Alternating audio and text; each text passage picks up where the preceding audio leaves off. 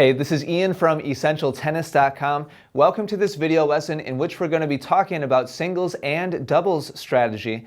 Specifically, we're going to be answering a question from Charles on Facebook who wrote and said, what generic strategy should all players learn?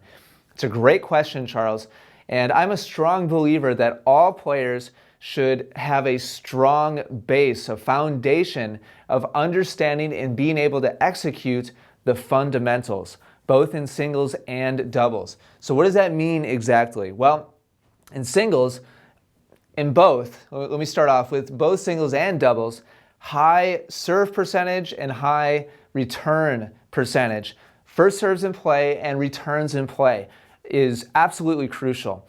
So it's very important, especially with the serve, that you get out there just on your own. You don't need anybody to help you practice. Get out there and practice your different placements, your different types of serves. You must be confident with your serve. Return is crucial as well. We're going to talk more about that.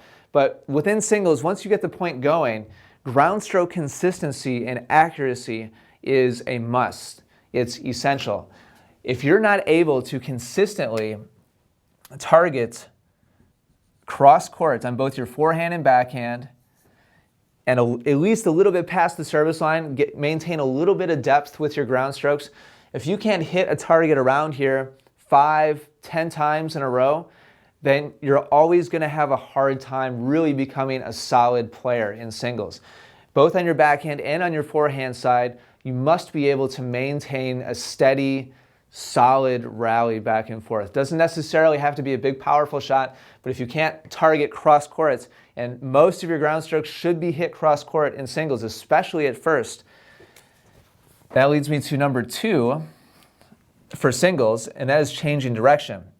It's important to learn to develop a weapon at some point so that when you receive a short ball on your side of the court, you have the ability to change direction. So let's kind of pretend we were engaged in a cross-court rally. You receive a short ball. Being able to then target down the line consistently is really important. We have less court to work with here, so being able to hit with some topspin usually is very, very helpful when it comes to hitting the shot confidently and consistently. So working on both your cross-court shots and down the line and knowing when to target each spot is extremely important and really should be the generic strategy that you come up with first for singles.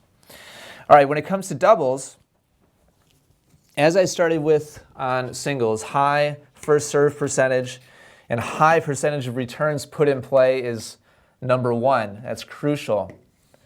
But once the point gets started, something that drives me crazy when I watch recreational or club level doubles is watching net players get opportunities and hit to the wrong person on the opposing team, or they have a tough shot and they hit to the wrong person.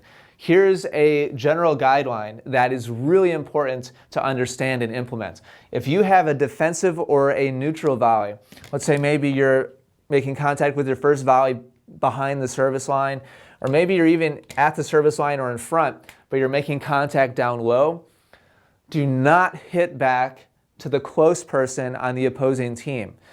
It might not be so clear-cut at this. Maybe both players will be in a net position, but whichever player is further away from you, that's the side of the court that I almost dropped the ball there. That's the side of the court that you want to target, is the side with the more defensive player. It gives you more space to work with.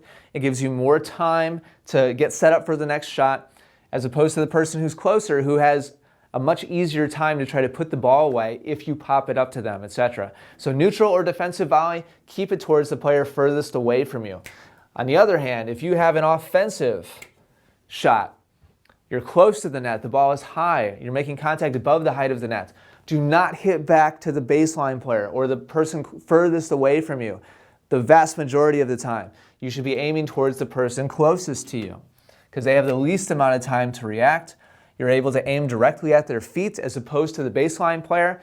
There's just so many different reasons why hitting in their direction in general is best. Don't give them a high ball. No, we're not trying to hit them, but hitting in their direction is usually going to be your best bet as far as winning the points.